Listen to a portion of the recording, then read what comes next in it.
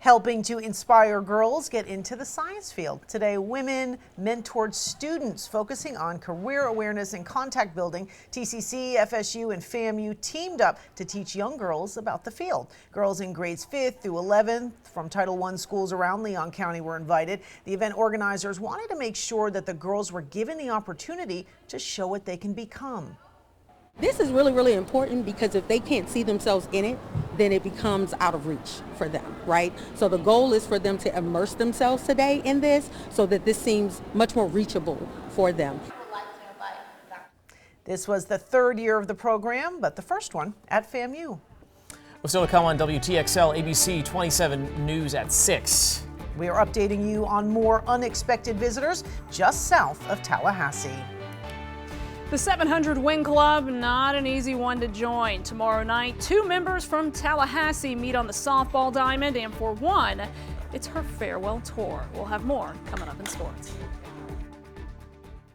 Well, cue the Jaws music. Tonight, we're learning there are 4 great white sharks here in the Gulf of Mexico. Last week, we showed you this map of the sharks being tracked by the group O-Search. This has been one of the top stories at WTXL.tv and on our social media pages. Unamaki, which is, you see here, is about 15 feet long, weighs about a ton. It's now about 100 miles away from Panama City Beach.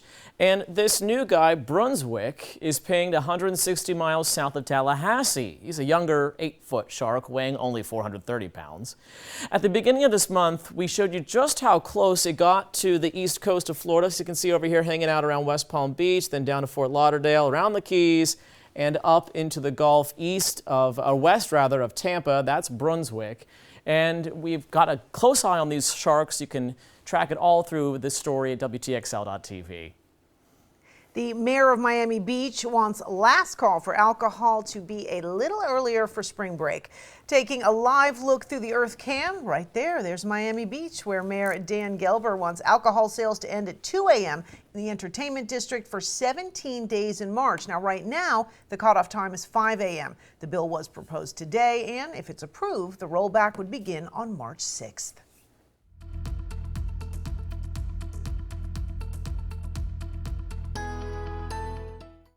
You know, some parts of the peninsula today were close to 90 degrees, especially in southwest Florida. I believe highs were around 86 to 89 from Fort Myers to Naples. We're not that hot, but we are certainly on the warmer side of things, way above average. And with that, the night is going to be pretty mild as well. 60s for most areas, with some areas of fog beginning to settle in, and it will start to roll in from the south.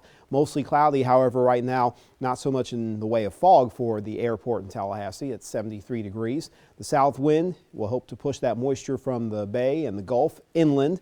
And keep in mind, water temperatures are still in the mid 60s, so all that moisture allows, and the cooler air just above the surface of the water helps the moisture to condense, and that creates that sea fog, and the south wind pattern, as light as it is, will push it inland. First alert Titan radar, mostly quiet. We have had just a few of these very light spot showers across southwestern Leon County. There's been some consistency in the trail, the scattered trail of spotty rain, especially around the Lake Jackson area that extends towards 319. These aren't major rainmakers. They aren't thunderstorms, but they have been very isolated. But nonetheless, in an otherwise dry day, you get a passing shower. You may not expect it. It could catch you off guard, one of which just to the east of El Dorado in northernmost Decatur County. That's going to move towards the Flint River vicinity. And these are relatively harmless, but again, if you're not suspecting rain, these may catch you off guard. I do think our rain coverage will begin to increase as we advance into Thursday in particular. Right now, just the spotty, isolated nature of showers, that could repeat itself tomorrow. We're on the southern edge of this unsettled zone, which is connected to the upper level wind pattern, helping to draw in the moisture and lift it up and creating rounds of heavy rain along that zone in the interior of the deep south. We'll get another little surge of low pressure that will help to swing eventually that boundary closer to our region on Thursday, and that's when our rain chances will reach their height. But for the time being, we'll have to worry about fog in the morning with low visibilities, scattered clouds, off and on sunshine for the afternoon, still enough to warm things up and maybe enough moisture to result in a stray shower. And again on Thursday morning, but Thursday again is the day when that line starts to push through. A couple of thunderstorms could come along this line during the afternoon hours. Not looking at a hefty severe weather threat by any means, but certainly Thursday is a more certain day where you can have at least a time of brief rain or maybe even a thunderstorm. Very limited overall strength with these storms as they move in for tomorrow late in the night. There could be maybe 1 or 2 stray thunderstorms in the Chattahoochee Valley. That could be strong. But again, very minimal impact for us here with lows tonight right around the 60 to 65 mark. Very warm and muggy. And tomorrow, another warm day with forecast highs right around the upper 70s to near 80 degrees. For the beach, the rip current risk will be high. The UV index will be in the moderate range with south winds on average 6 to 14 knots in the morning. And a dense fog advisory is situated for the coast, and that will stick around through the morning. The extended forecast, I know I've seen and read some comments that winter is all over. Not the case, because at least here in the state line region, we will have another cool down for Friday and Saturday, but we just turn it back around and turn up the warm meter for next week as well. So we could be back to where we are right now. Just keep it above 60, please. Yes, keep it up, and no rain on the weekend. It's not allowed. Oh, okay, y'all say it. I'm going to put in the order and make sure it happens. Please do. Thank you, Kaz. Sure. Your sports is next.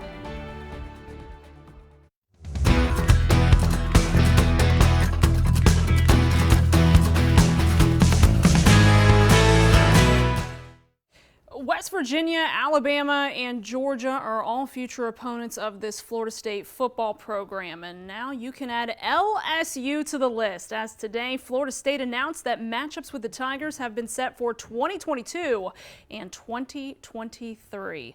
The two will meet in New Orleans in 2022 and down in Orlando in 2023. By car, the campuses of Florida State and Florida A&M are less than 10 minutes apart. 2 Division I universities in the same city, and every year on the softball diamond, the two match up at least once. This year's contest, it's extra special. It's the farewell tour for Veronica Wiggins, who's been the head coach at FAMU since 1990. 30 years and 771 wins later, she's the lone HBCU coach to join the 700 Club. Club Florida State head coach Lonnie Alameda joined this weekend.